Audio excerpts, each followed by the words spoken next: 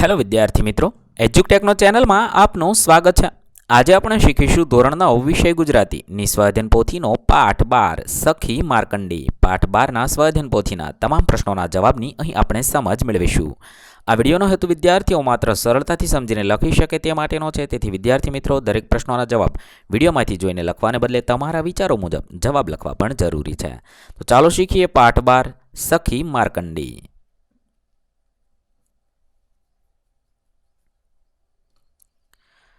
વિભાગ એ અ જોડકા યોગ્ય રીતે જોડી ફરીથી લખવાના છે।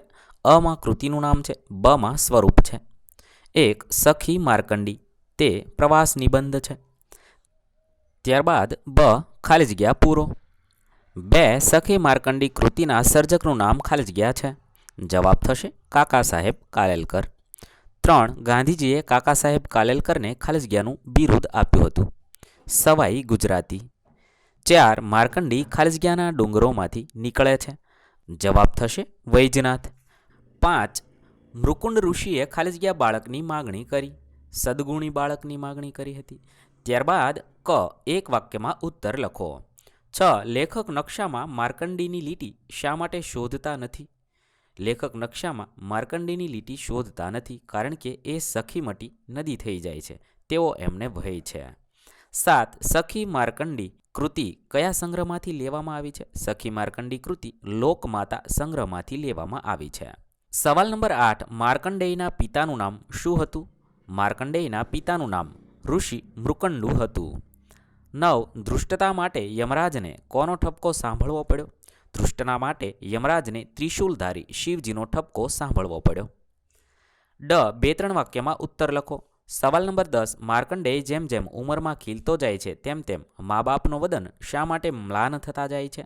માર્કંડેય જેમ જેમ ઉંમરમાં ખીલતો જાય છે તેમ તેમ મા બાપના વદન ગ્લાન થતા જાય કારણ કે તેમના મનમાં ચિંતા હતી કે જોત જોતામાં માર્કંડેય 16 વર્ષનો થઈ જશે, તેની વય મર્યાદા પૂરી થતાં એ જીવશે નહીં અને તેઓ ફરીથી નિસંતાન થઈ જશે। 11 લણણીના દિવસોનો લેખકનો અનુભવ વર્ણવો। લેખકને લણણીના દિવસોમાં 2 દિવસ ખેતરમાં ગાળવા પડતા, ત્યારે માર્કંડી તેમને ખાવા માટે શક્કરિયા અને અમૃત જેવું મીઠું પાણી આપતી। એટલું જ નહીં, માર્કંડી રાત્રે ટાળમાં ધ્રુજે છે કે નહીં એ જોવા તેઓ માર્કંડી પાસે જાય છે ત્યારે પોતાના અરીસામાં લેખકને મૃગ નક્ષત્ર બતાવતી। લણણીના દિવસોમાં લેખકને આવા અનુભવ થતા હતા। ઈ સવિસ્તર ઉત્તર લખો। 12 માર્કંડેય ઋષિની કથા તમારા શબ્દોમાં આલેખો। મૃકંડુ ઋષિને સંતાન ન હતું, તેમણે તપશ્ચર્યા કરીને મહાદેવને પ્રસન્ન કર્યા। મહાદેવે વરદાન તો આપ્યું પણ એમાં વિકલ્પ મૂક્યો, મૃકુંડ ઋષિ 16 વર્ષ સુધી જીવનાર સદગુણી બાળક પસંદ કરે અથવા 100 વર્ષ જીવનાર મૂર્ખ બાળક પસંદ કરે। મૃકુંડુ ઋષિ વિમાસણમાં પડી ગયા। તેમણે તેમના ધર્મપત્નીની સલાહ લીધી। ધર્મપત્નીએ કહ્યું કે સદગુણી બાળક ભલે 16 વર્ષ જીવે પણ એ જ કુલોદ્ધારક થશે। આથી બંનેએ 16 વર્ષ જીવનાર સદગુણી બાળક માગી લીધું। એનું નામ માર્કંડેય પાડ્યું। માર્કંડેય જેમ જેમ મોટો થતો જાય તેમ તેમ મા બાપના ચહેરા પર ગ્લાનિ છવાઈ જાય। એક દિવસ 16 વર્ષનો માર્કંડેય પૂજામાં બેઠો હતો ત્યારે યમરાજ તેને લેવા પાડા પર બેસીને આવ્યા। શિવલિંગને ભેટીને બેઠેલા યુવાન માર્કંડેયને અડકવાની યમરાજમાં હિંમત નહોતી। આખરે યમરાજે એના પર પાશ ફેંક્યો।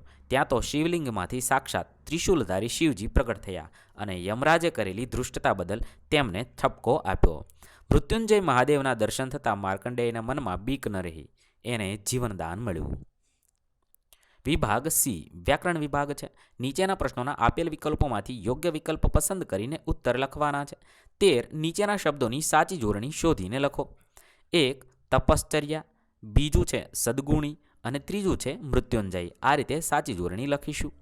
ત્યારબાદ 14 નીચેના શબ્દોની સાચી સંધિ ઓળખાવો।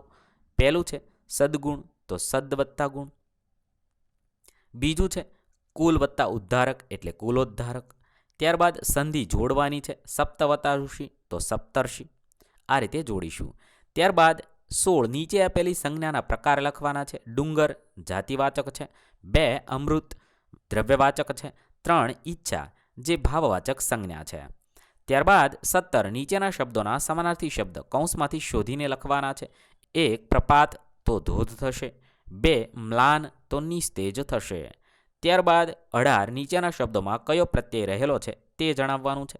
એક માર્કંડી જે પર પ્રત્યય છે, બે સુકુમાર તે પૂર્વ પ્રત્યય છે.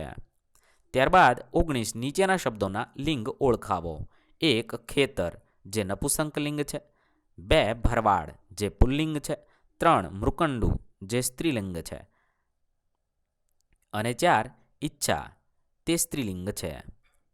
ત્યારબાદ 20 નીચેના શબ્દોનો સાચો સમાસ અથવા પ્રકાર ઓળખાવો.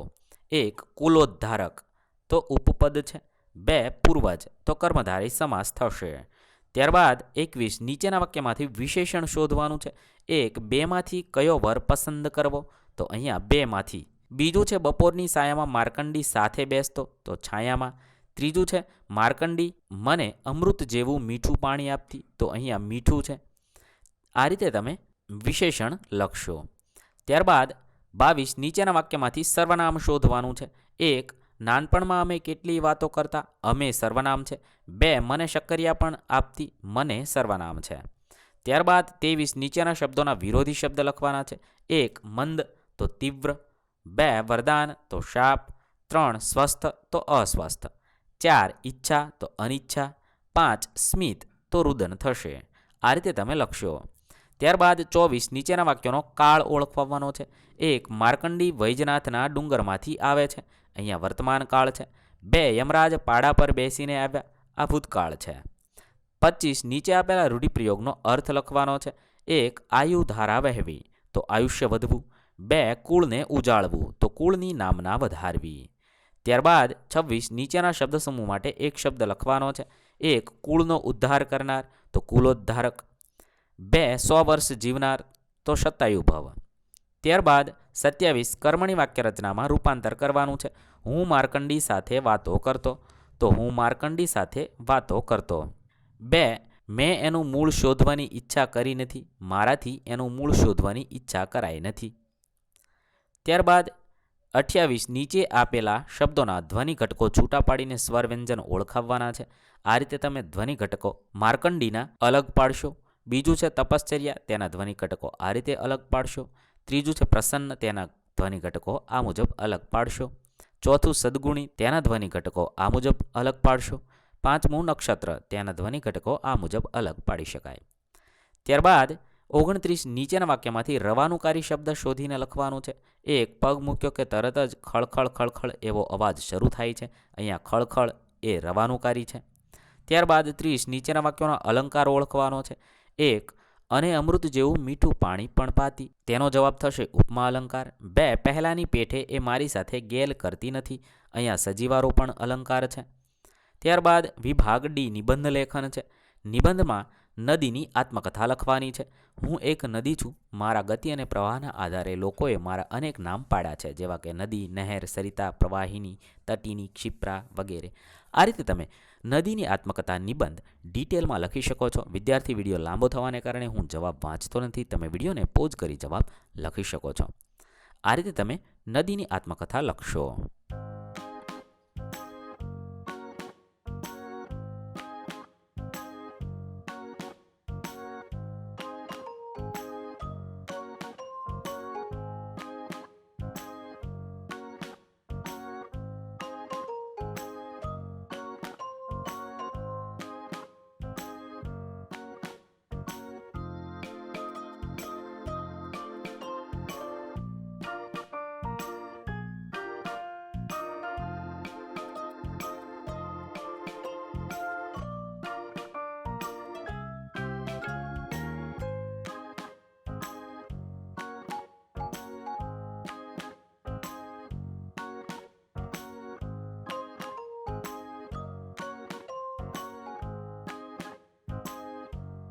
અહીં આપણા પાઠ 12ના પ્રશ્નોના જવાબ પૂર્ણ થશે. વિદ્યાર્થી મિત્રો, ધોરણ 9ની ગુજરાતી વિષયની સ્વાધ્યાયન પોથીના તમામ પ્રશ્નોના જવાબના વિડીયો આપણી ચેનલ પર ઉપલબ્ધ છે, જે તમે ધોરણ 9 ગુજરાતી સ્વાધ્યાયન પોથી નામના પ્લેલિસ્ટમાંથી મેળવી શકશો. પ્લેલિસ્ટની લિંક વિડીયોના ડિસ્ક્રિપ્શનમાં પણ આપેલી છે.